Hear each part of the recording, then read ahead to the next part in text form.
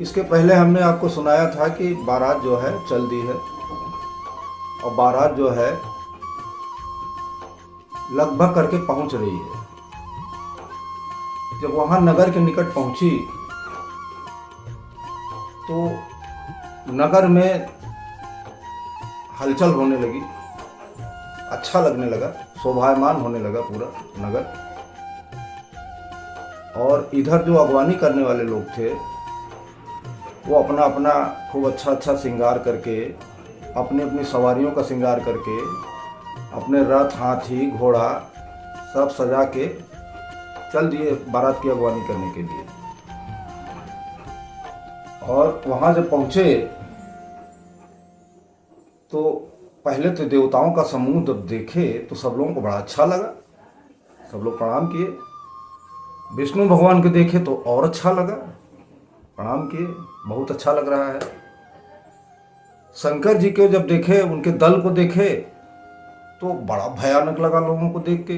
अरे ये तो दूल्हा कैसा है, दूल्हा तो बिल्कुल तो दूल्हे को देख के तो बड़े बुजुर्ग जो थे वो तो रुके रहे, देखते हैं, समझ रहे हैं, देख रहे हैं। लेकिन जो बच्चे थे वो मारे, डर के मारे भागे, वहाँ से भागे और सीधा घर पे आए, कांपते हुए एकदम से, डर के मारे वो हो रहे थे बिल्कुल। और एक घर में अपने कमरे में घुस गए, छुप गए। माताएं पूछ रही हैं कि अरे क्या हुआ, बारात देखने गए थे, क्या हुआ, कैसे हुआ, कुछ बताओ। तो बच्चे कहने लगे क्या बताएं, कुछ कहते ही नहीं बन रहा है, थर थर थर थर थर कांप रहे हैं। कह रहे हैं कि बारात है कि यमराज की सेना है ये। दूल्हा जो है वो बैल पे सवार है, पूरे शरीर में राख लगाए है, सांपों कपालों के गहना पहने हैं, नरमुंडों की माला पहने हैं। और उनके साथ जो बाराती हैं और ज़्यादा एकदम से बिल्कुल भूत बेताल राक्षस हैं। इतना डर लग रहा है देख के कि जो अगर जीता रहेगा तभी बारात देख पाएगा, तभी ब्याह देख पाएगा पार्वती जी का। हम जैसे लोग तो नहीं देख पाएंगे। बहुत भयंकर है, देख के बहुत डर लग रहा है। सब माताएं समझा रही हैं कि बेटा ये शिव जी की बारात है, डरो मत, निडर रहो, डरो मत, एकदम निडर रहो। लेकिन फिर भी बच्चे हैं, वो कहाँ निडर हो सकते हैं। वो देख के, अपनी आंखों से देख के डर गए। तो उसके बाद जो अगवानी करने वाले जो लोग थे वो बारात को बाकायदे आदर सहित ले आए और जनवासे में, सुंदर से जनवासे में उनको ठहरने के लिए आग्रह किए कि इसमें आप लोग ठहरिए, इसमें बैठिए, रुकिए। और ठहरा दिए, रुका दिए उनको। इधर मैना जो थी वो सुंदर सा सोने के थाल लेके और सुंदर हाथों से शिव जी का परछन करने के लिए चल दी। और भी स्त्रियां थी उनके साथ में। तो जब वहां पहुंची तो जब शिव जी की देखी तो ये लोग भी डर गई। बहुत सी स्त्रियां तो ऐसी थी जो कि इतना डर गई कि भाग के घरों में घुस गई। उनको इतना डर लग रहा था देख के, शिव जी को देख के।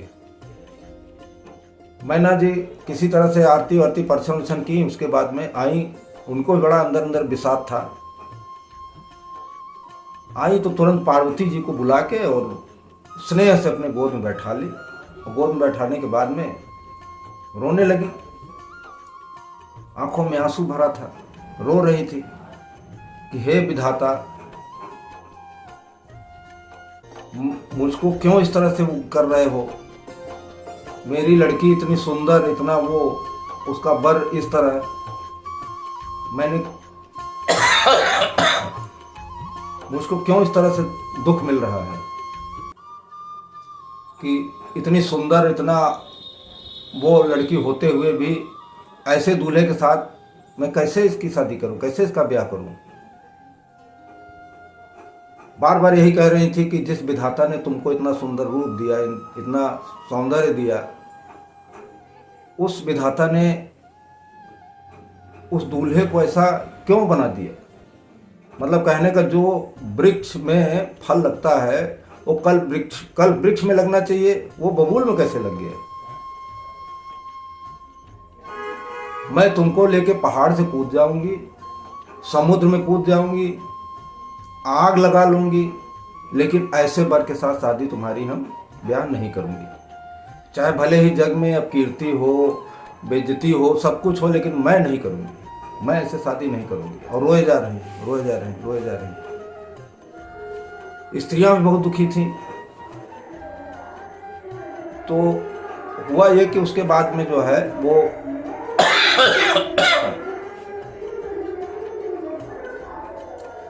बार बार यही कह रही थी कि नारद जी का मैंने क्या बिगाड़ा था, जो कि ऐसे वर के साथ मेरी कन्या को तप करने, कठिन तपस्या करने के लिए भेज दिया, और ऐसा वर जो किसी लायक नहीं है। उस मूर्ख विधाता ने इसको कैसे बना दिया ऐसे। मैं इसके साथ शादी नहीं करूंगी तुम्हारी, चाहे जो कुछ हो जाए, हम नहीं करेंगे। क्योंकि नारद जी के न धन है, न स्त्री है, न उनके पास घर है, वो प्रसव पीड़ा क्या जाने, उनके बस का नहीं है।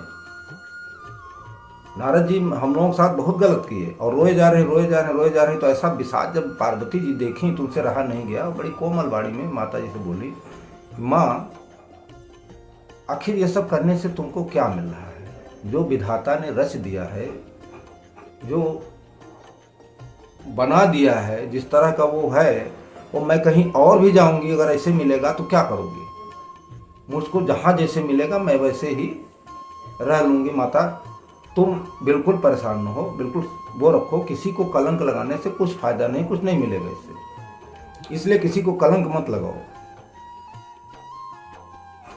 ऐसा जब पार्वती जी के कोमल वचन सुनी तो और स्त्रियां भी विधाता को दोष देने लगी और रोने लगी। इधर हिमांचल जी ने जो है नारद जी को और सप्तर्षियों को लेके अपने घर आए, अपने घर आ गए। नारद जी को पार्वती जी की माँ ने जो है बहुत वैसा कैसा कहा था, यही सब प्रसंग था। तो आने वाली चौपाइयों में ये प्रश्न आ रहा है, ये प्रसंग आ रहा है कि हिमवान ने जो है नारद और सप्तर्षियों को लेकर अपने घर गए थे। तो नारद जी जब वहाँ पहुँचे तो जो है सबको बुला के और एक साथ बैठाया और मैना को बुला के कहा कि मैना तुम सुनो पहले, और सभी लोग सुने। मैं पूर्व जन्म की कथा कहता हूँ। पूर्व जन्म की कथा ऐसे है कि नारद जी ने कहा कि मैना तुम्हारी लड़की जो है जगत जननी अनादि अविनाशिनी भवानी है। यह हमेशा शिव जी के अर्धांग में रहती है और ये पूरे जगत का उत्पत्ति, पालन, पोषण, संहार करती है। अपने लीला के हिसाब से ही जन्म लेती है। एक बार क्या हुआ था कि ये जो है इसके पहले जो है दक्ष जी के यहाँ पैदा हुई थी। इसका नाम सती था और एक बार शिव जी के साथ जा रही थी तो रघुकुल कमल रूपी सूर्य श्री रामचंद्र जी को देखा तो इसको मोह हो गया। तो ये जो है शंकर जी के मना करने पर भी नहीं मानी और सीता जी का भेष धारण कर लिया। और उसके उपरांत जो है शंकर जी इसको जो है त्याग दिए।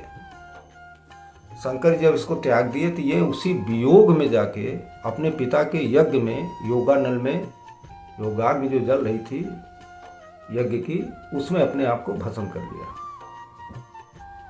अब जाके तुम्हारे यहाँ पैदा हुई है। अब जो तुम्हारे यहाँ पैदा हुई है तो कठिन तपस्या अपने पति के लिए की है, क्योंकि शिव जी की हमेशा से अर्धांगिनी रही है। शिव जी की ही अर्धांगिनी है ये। इसको सब लोग विश्वास करके मानो, ये कथा जगत प्रसिद्ध है, ये सभी जानते हैं। ऐसा जब नारद जी ने कहा तो सबको विश्वास हुआ। मैना और हिमवान ने तुरंत पार्वती जी के चरण पकड़े और जगत जननी मान के उनका वो जो है आशीर्वाद लिया, तथा पूरे नगर में घर घर यह बात पहुंच गई। सुंदर सुंदर सोने सोने के कलश सजाए गए, ढोल नगाड़े बजने लगे, बाजे बजने लगे। पूरा नगर जो है सजा ही था पहले से ही। अब जो है पाक रीति के हिसाब से ज्योनार बनाया गया। सुंदर सुंदर रसोइये जो है ज्योनार बनाए। सारे देवताओं को भोजन करने के लिए बुलाया गया, तो सब लोग भोजन करने आए और सब अपनी अपनी पंक्ति में बैठ गए।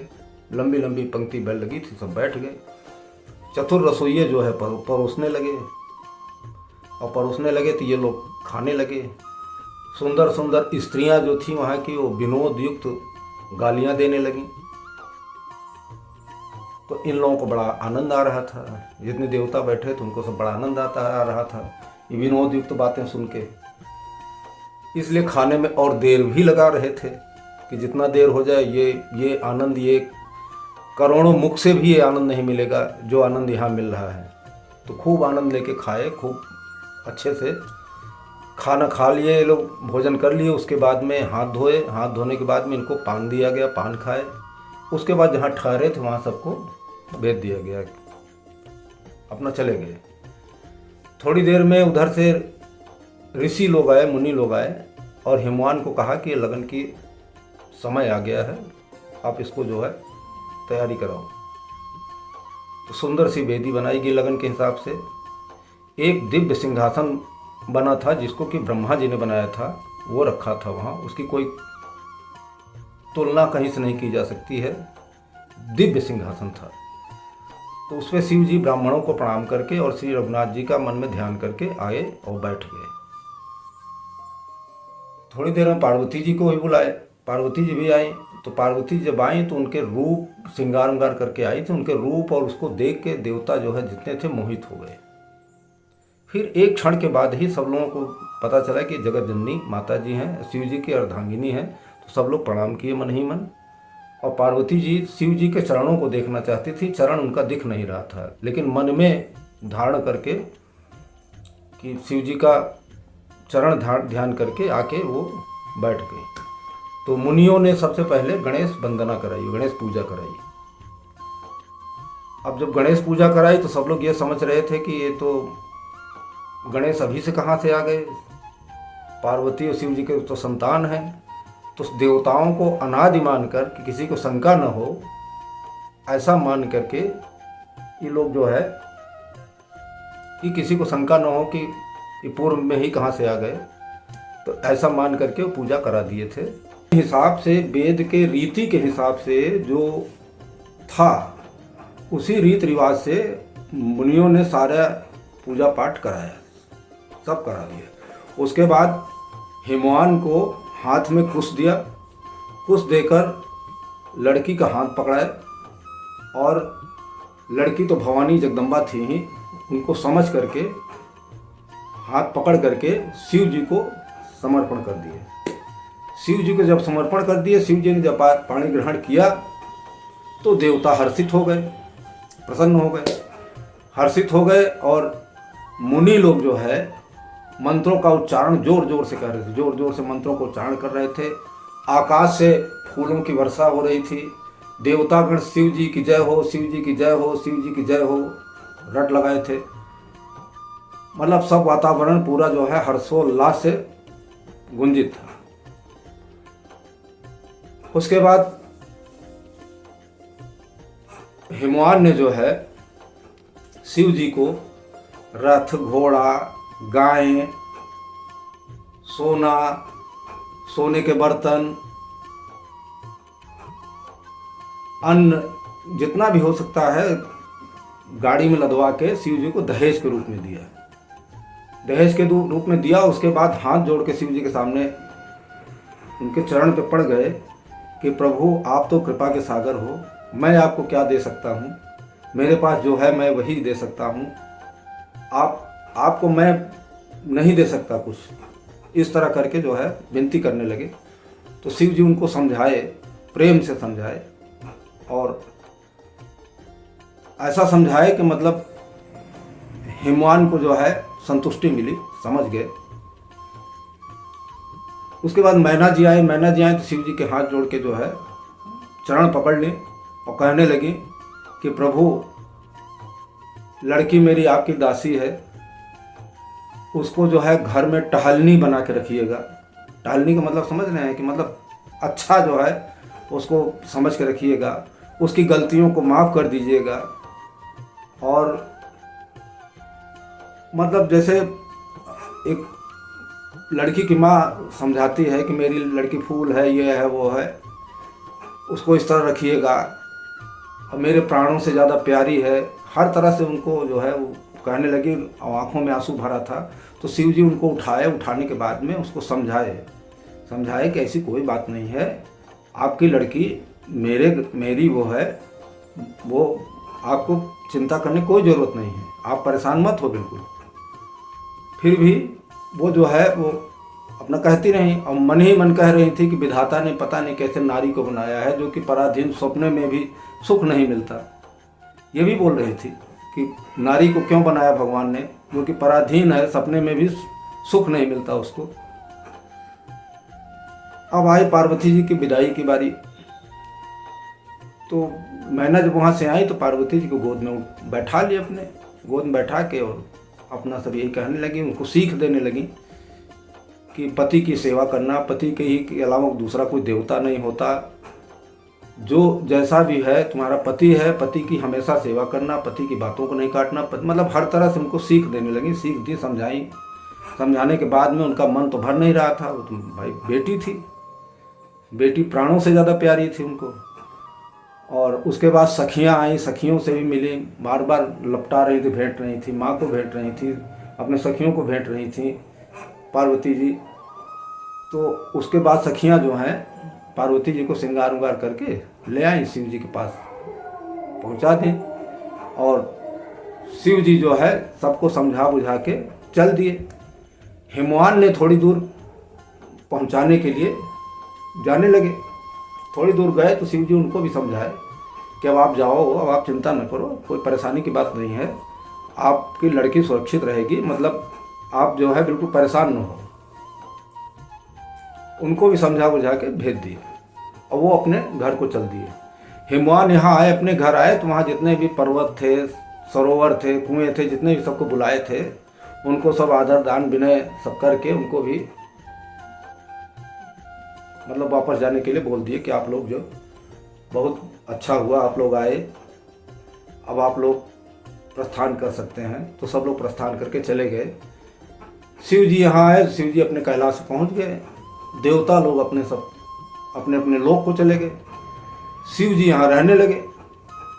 शिव जी रहने लगे तो अब अपना भाई कोई ऐसी तो था नहीं, कैलाश पर्वत उनका घर था, तो वहाँ रहने लगे। तो हमारे गोस्वामी जी जो है वो कहते हैं कि शिव जी के श्रृंगार का हम वर्णन नहीं कर सकते हैं। उनके श्रृंगार का वर्णन हमारे बस का है ही नहीं, हम कर ही नहीं सकते, क्योंकि वो जगत के माता पिता हैं। उनका श्रृंगार हम नहीं बखान कर सकते, हमारे बस का नहीं है। तो शिव जी को कुछ दिन बीत गया रहते रहते, भोग विलास करते हुए। उसके बाद 6 मुख वाले जो कार्तिकेय जी हैं वो पैदा हुए। अब कार्तिकेय जी जब पैदा हुए तो कार्तिकेय जी पैदा होने के बाद थोड़ा जब बड़े हुए तो तारक असुर जो नहीं था, जिसको ब्रह्मा जी कहे थे इनके जो पुत्र होगा वही मारेगा, तो तारक असुर जब बड़े हुए तो तारक को मार दिए। शिव जी कार्तिकेय जी जब बड़े हुए तो तारक असुर को मार दिए। तो कहने का तात्पर्य यह है कि शिव जी की इतना उनका अपार है, इतना वो इस तरह का है कि हमारे गोस्वामी जी कहते हैं कि मैं तो उनके सामने मंद बुद्धि तुच्छ हूँ, मैं उनकी तुलना किसी से नहीं कर सकता, और मैं उनका वर्णन भी हमसे नहीं हो पा रहा है, नहीं कर पा रहा हूँ, इसके लिए मुझे क्षमा करना।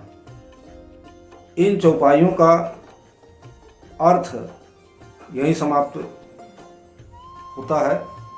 आगे अगले भाग में हम फिर आपको सुनाएंगे। तब तक के लिए जय श्री राम, राधे राधे। बोलिए सियावर रामचंद्र की जय, पवन सुत हनुमान की जय।